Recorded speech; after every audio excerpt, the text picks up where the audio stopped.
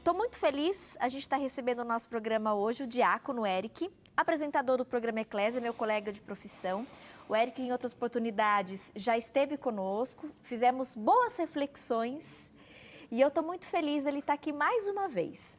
Algumas telespectadoras podem ter estranhado, no bloco anterior, eu ter chamado a filha do Eric. Tati, mas diácono tem filha? Diácono pode casar? Vamos, antes de iniciar a nossa reflexão, até explicar para o pessoal de casa, Eric? Pode casar e pode ter filho, né? Não, na verdade, o diaconato é o primeiro grau do sacramento da ordem, que é dividido em três. Tem o grau do diaconato, do presbiterato, que é o padre, e depois ainda o episcopado, que é o bispo, a plenitude do sacramento da ordem. No primeiro grau, que é o diaconato, existem duas possibilidades. O diácono ele pode ser transitório ou permanente. Transitório é aquele que está se preparando para chegar, então, a ser padre. Ele fica durante um tempo diácono, ninguém é ordenado diretamente padre. Primeiro é ordenado diácono, fica durante um tempo e depois ele vai ser ordenado presbítero, padre. E alguns diáconos, que são permanentes, que vão ficar sempre diácono, que é o meu caso. Diácono Eric. Por isso que, nesse caso, os diáconos permanentes podem ser casados. É assim, são homens casados que recebem a ordenação diaconal. Uma vez ordenado, você não pode se casar. Então, um diácono pode se casar? Não. Homens casados podem ser ordenados diáconos. Então, o primeiro grau do sacramento da ordem tem homens casados e celibatários, homens solteiros que vão se dedicar 100% à igreja e à vida religiosa. Obrigada pela explicação. Agora sim, todos em casa, né, entenderam. E eu acho tão importante, né, quando a gente tem a oportunidade mesmo de falar no programa e explicar, né, todas essas curiosidades. Às vezes as pessoas, por mais católicas que sejam, a gente não consegue conhecer tudo, entender, compreender tudo. E sempre é oportunidade para a gente aprender mais e conhecer mais sobre a nossa igreja. Mais uma vez, obrigada pela presença, diácono Eric. Verdade. Vamos falar um pouquinho sobre as celebrações que acontecem hoje, sexta-feira santa amanhã, no sábado também, aí a vigília. Hoje pela manhã nós já tivemos a missa dos Santos Óleos, né? Essa semana é a mais importante do ano, a Semana Santa. Essas celebrações desse período são riquíssimas. À noite a gente começa o Tríduo ou Pascal, mas antes ainda do Tríduo, principalmente nas sedes onde existe um arcebispo, nas arquidioceses, principalmente, mas pode ser em dioceses também. O bispo reúne o seu clero para celebrar, então, a chamada Missa dos Santos Óleos, também conhecida como Missa da Unidade, mas Missa dos Santos Óleos é mais popularmente conhecido. E nessa celebração, o bispo ele vai abençoar, então, a gente está vendo algumas imagens aí, né? O bispo ele vai abençoar 3 tipos de óleos que serão usados depois durante o ano em toda a sua diocese ou sua arquidiocese, nas celebrações dos sacramentos, né? Então, o bispo ele vai abençoar o óleo do crisma, como o próprio nome diz, é usado no sacramento do crisma. É usado também no óleo do crisma, por exemplo, nas ordenações. Quando vai ordenar um padre ou um bispo, o bispo é ungido também com o óleo do crisma, né? A gente vê um exemplo dos 3 óleos, né? Então, além do óleo do crisma, o óleo dos catecúmenos, esse óleo é usado, por exemplo, na celebração do batismo. Catecúmenos são aquelas pessoas que vão receber a fé, né? São pessoas que antes não eram cristãos, vão receber a fé. Então, por exemplo, as pessoas que serão batizadas, que estão recebendo a fé, eles vão ser ungidos também pelo óleo dos catecúmenos.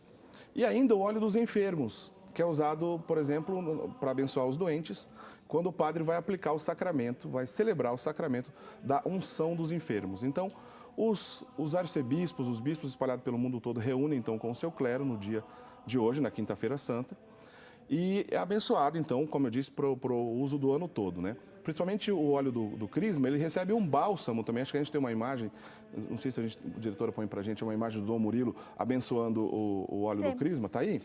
Olha, percebe que o óleo está ali, ele está colocando uma espécie de perfume, o bálsamo. Então, um significado muito bonito do perfume de Cristo, da pessoa ser agradável ao mundo, enfim, é bem bonito, é muito rico de significado. Então, o óleo do crisma, ele é perfumado e ele tem uma diferença desses outros 3. Mas, enfim, é para os sacramentos, então, esses óleos. É uma celebração bonita. Por que no dia, na Quinta-feira Santa? Não é uma regra, pode ser na Quarta-feira Santa, mas geralmente é na Semana Santa.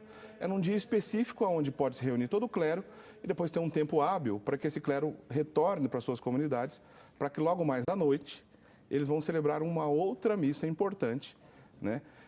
Que na Quinta-feira Santa é dia da instituição da Eucaristia. E nesse dia da instituição da Eucaristia, teve um outro aspecto que nosso Senhor Jesus Cristo fez com seus apóstolos, que foi lavar os pés dos seus apóstolos. Por isso até popularmente chamada missa de lava-pés. Missa de lava-pés, exatamente. Popularmente é conhecido como missa de lava-pés, né?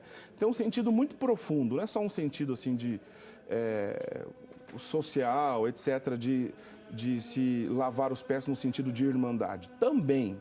Mas nosso Senhor Jesus Cristo é Deus, sendo Ele de uma natureza superior à nossa, nós que somos humanos, Ele, Deus, se encarnou, né, na nossa natureza humana e, além disso, rebaixou, foi lá na nossa sujeira, né? E o sentido de lavar os pés para os judeus era uma coisa muito profunda. Era uma coisa assim, o servo lavar o pé do escravo?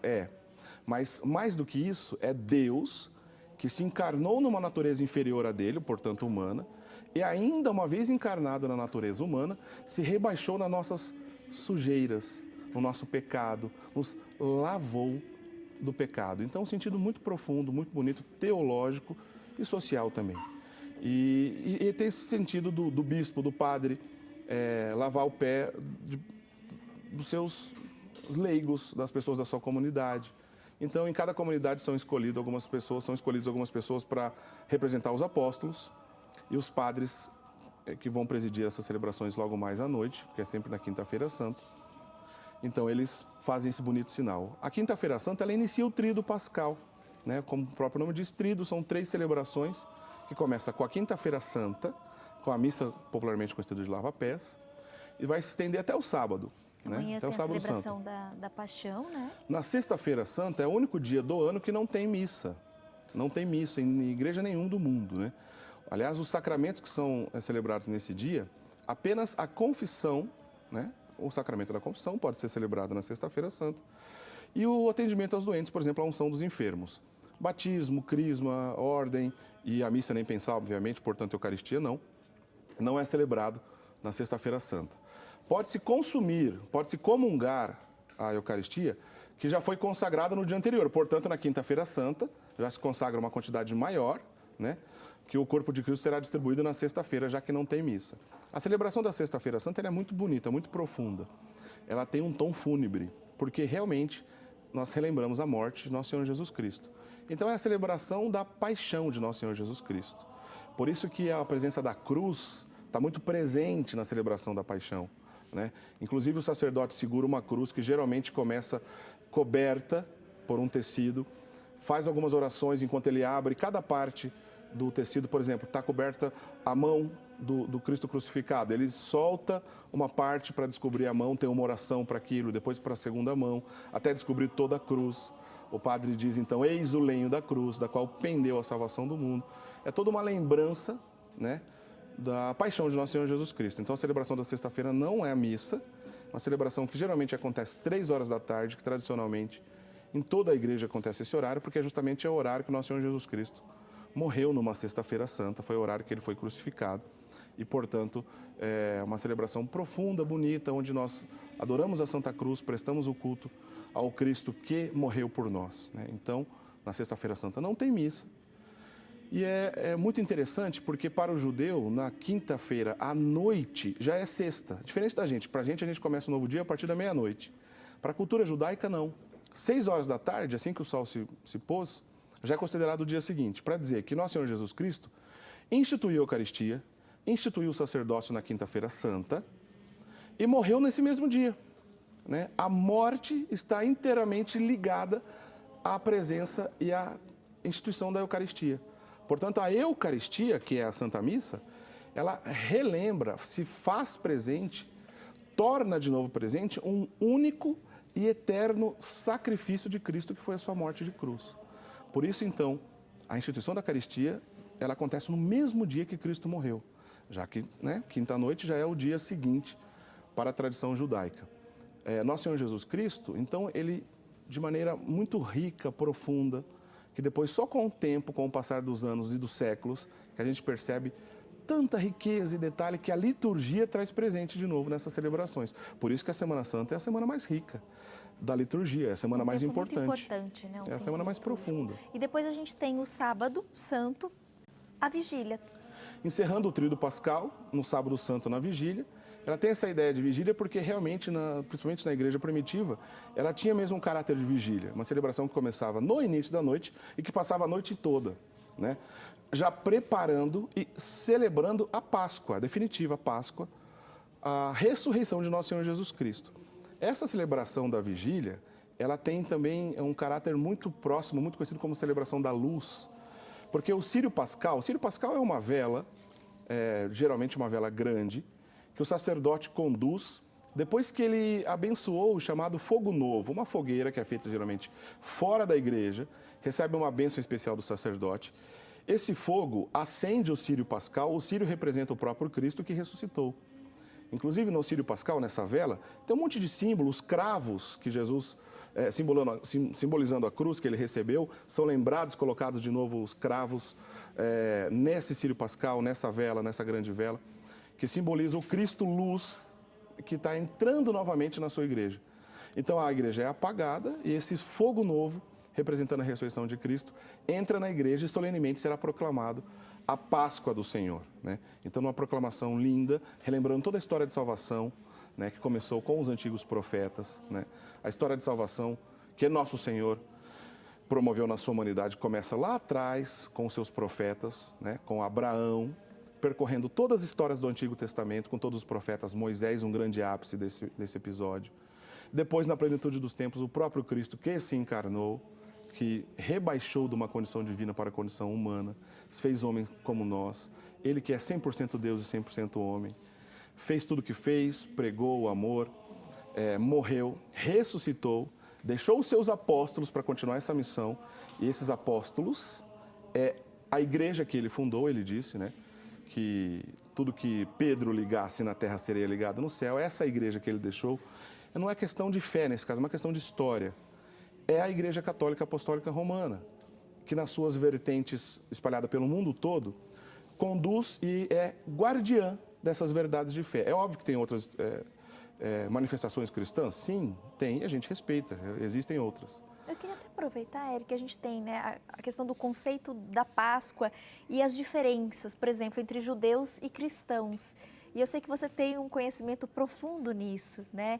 E eu gostaria muito da gente poder falar mais, entender mais, inclusive, sobre essas diferenças. Para o judeu, a Páscoa significava passagem e comemorava a passagem, a antiga passagem do povo que foi escravo do Egito, que estava caminhando para a Terra Prometida, né? Moisés, que conduziu esse povo, não chegou à Terra Prometida, morreu antes, né? Durante 40 anos, esse povo percorreu esse caminho. A antiga Páscoa judaica, ela relembrava, então, essa passagem. E, portanto, existe uma celebração chamada Haggadah, na tradição judaica, que relembra esses sofrimentos durante todo esse tempo. Por exemplo, no Haggadah se come ervas amargas, para lembrar do sofrimento daquele povo que sofreu no deserto 40 anos. No Haggadah, por exemplo, se come o cordeiro, né, assado, né, que tem uma alusão direta depois com nosso Senhor Jesus Cristo, eis o Cordeiro de Deus que tira o pecado do mundo. Pois no Antigo Testamento, a maneira que o povo procurava e se aprendeu dessa maneira, na antiga aliança com Israel era o povo eleito de Deus, matava-se um animal, que podia ser um novilho, um cordeiro, e o sangue daquele animal era aspergido num lugar específico que existia no antigo templo, conhecido como Santo dos Santos, na antiga Arca da Aliança, que continha os sinais dessa antiga aliança. Por exemplo, na Arca da Aliança tinha as tábuas dos 10 mandamentos, o maná do deserto, que é uma espécie de grão, de farinha, que o povo se alimentava daquele maná do deserto, o cajado de Moisés, por exemplo, e o sacerdote, num dia específico do ano, chamado Yom Kippur, se aproximava então desse Santo dos Santos e aspergia a água desse animal, dessa vítima, imolada para que o pecado da humanidade, o sangue simbolizava os pecados da humanidade, que tocava o sagrado, a Arca da Aliança, especialmente no espaço conhecido como propiciatório, que é uma espécie de tampo de metal. Ao tocar naquele espaço, para aquela cultura, os pecados da humanidade eram expiados. Com nosso Senhor Jesus Cristo, isso é elevado à perfeição. Ele, o próprio Cristo, é a vítima. Mas também o próprio Cristo, ele é o sacerdote perfeito, que se dá em expiação dos nossos pecados. Portanto, a cruz substitui esse antigo ritual do animal que é imolado a Deus para expiação do pecado. Ele agora foi imolado. Ele é o Cordeiro de Deus que tira o pecado do mundo. Mas sendo ele Deus e se entregou espontaneamente para a salvação da humanidade, ao fazer esse ato de cruz, que é renovado em cada missa, em toda missa, é renovado, tornado presente de novo, o único e eterno sacrifício da cruz, de uma vez por todas ele rompeu, aliás, ele uniu aquilo que o pecado havia rompido. Né? A relação do homem, que através do pecado ficou rompida com Deus, Cristo uniu de novo o céu e a terra. Ele redimiu a humanidade, o único eterno sacrifício perfeito, sendo ele o Deus. Um sangue de um ser humano, sim, pois ele era humano também, mas também um sangue de um Deus que se encarnou nessa humanidade. Portanto, 100% Deus, 100% homem. E ele completou a redenção nesse único eterno sacrifício de Cristo. Então, a Páscoa judaica, que existia toda essa riqueza de símbolo e existia para comemorar a passagem do povo pelo deserto, os 40 anos, agora é substituído pela Páscoa do Cristo, que morreu por nós, e que na Semana Santa, a gente, como a gente disse no início, a gente relembra, né, esses detalhes da morte, da paixão e da ressurreição de nosso Senhor Jesus Cristo. Não mais um símbolo, não mais um animal que será sacrificado no altar para a expiação do pecado, mas o próprio Deus que se encarnou e que de uma maneira eterna não terá outro sacrifício. Ele já cumpriu todo o sacrifício para que todos nós pudéssemos alcançar de novo o céu e remidos, ser felizes na presença de Deus, se Deus quiser, até a vida eterna. Várias telespectadoras participando aqui. A Marlene comentou nas nossas redes sociais: Tati, Páscoa, dia da ressurreição de Jesus, onde ele se levanta da sua sepultura e vence a morte. É um dia do grande milagre, o dia em que Cristo volta à vida através da sua ressurreição. É o dia em que se celebra principalmente a vida, o amor e a misericórdia de Deus. Beijo para você, viu, Marlene? Obrigada pela participação mais uma vez. Também quero agradecer a Mônica Seibert, está participando, diz que está acompanhando a nossa entrevista. Fico muito feliz, viu? A Marlene participou de Brasília, Distrito Federal, a Mônica também mandou mensagem e a Solange Maria também mandou aqui recadinho, se manifestou através das nossas redes sociais. E é tão bom, né, quando a gente tem a oportunidade de, através do Mulher.com, participar dessa catequese. O diácono Éric vai poder falar melhor que eu. Esse é um momento de catequese riquíssimo. Né? É verdade, porque a gente está num tempo riquíssimo e a gente só ama aquilo que a gente conhece. A gente tem que conhecer para poder amar. Todas as religiões do mundo fizeram um esforço gigantesco para que, de alguma maneira, o homem pudesse se aproximar de Deus. Todas as religiões. No cristianismo é diferente. Deus que vem ao encontro do homem. Ele que se faz homem. Então não é o homem se esforçando para chegar até Deus. É Deus que, por amor e por misericórdia, se aproxima da gente. E é por isso que existe uma maneira específica da gente viver tudo isso, porque os mistérios... O mistério é algo maior que o nosso entendimento. É algo que nós podemos entender? Sim. Porém, é maior ainda que a nossa capacidade humana. É algo maior que a gente. E esses mistérios profundos a gente renova na morte, na ressurreição de nosso Senhor Jesus Cristo. Em cada missa, é verdade, mas de maneira especial nesse tempo. Cristo, uma vez que morreu na cruz, deixou na sua memória da Eucaristia, portanto, da Santa Missa, a renovação dessa cruz, que a gente pode se encontrar com esses mistérios em cada missa que a gente vai. Nenhuma outra religião do mundo tem, por exemplo, um líder que, primeiro, disse bem claro e ensinou que ele é o Deus, para começar, e segundo, livremente se entregou, né, morreu e teve o poder de ressuscitar. Então, a diferença é abissal para esses outros conceitos, respeitando todos os outros conceitos. Mas, para entender o cristianismo, a gente tem que entender isso. Jesus é Deus, ele se deu por amor e teve a capacidade de ressuscitar, uma vez ressuscitado, continua a sua missão agora através do Espírito Santo, que age na igreja que ele mesmo fundou e ele mesmo deixou. Quem quiser mais momentos de catequese como esse, né, agora durante Mulher.com, o diácono Éric, ele está à frente aí, né, do programa Eclésia, semanalmente na programação da Rede Século XXI, Nós estamos divulgando aqui a rede social do Programa Eclésia. Eles têm também lá a página no Facebook. Toda terça-feira, às 7h30 da noite. 7h30 da noite, estamos ao vivo, Programa Eclésia, programa de catequese. Aliás, tem programação especial agora, nessa Semana Santa. Amanhã, que é Sexta-feira Santa, por exemplo, a gente vai relembrar um programa que fizemos, especial de Sexta Santa, logo pela manhã. 7 horas da manhã, quem quiser acompanhar esse programa, com o Padre Guido Montinelli, o Padre Vander Maia. O Padre Guido esteve aqui? Esteve aqui, o Padre Guido, é verdade. Então, nós vamos relembrar esse programa especial de Sexta Santa para aprofundar tudo o que rapidamente a gente conversou aqui agora. Depois, no Sábado Santo, nós temos também 2 programas. O Programa Eclésia em dose dupla, reprise, 9h30 da noite, falando sobre a sacralidade da liturgia, que a gente entra um pouco nesse mistério da Santa Missa e toda essa ótica de entender que a cruz está presente de maneira renovada em cada missa. Então, no Sábado Santo, 9h30 da noite, a parte 1, e já na sequência, 10h30, a segunda parte do programa, a Sacralidade da Liturgia, para quem quiser aprofundar, então, no que a gente está conversando aqui. Muito obrigada pela presença. Eu que agradeço. Volte sempre, volte logo, para a gente continuar aí com outras catequeses durante o Mulher.com. Estou às ordens, muito obrigado. Feliz Páscoa para todos nós, para vocês também, todo mundo que está nos assistindo. Vamos aproveitar, participar dessas celebrações. Uma feliz Santa Páscoa para todo mundo. Eu vou fazer um intervalo rápido e daqui a pouquinho a gente volta com dicas de arte. Cláudia Niero faz check-in no nosso cantinho colorido e Marcelo Nunes traz passo a passo em crochê. Continuem conosco.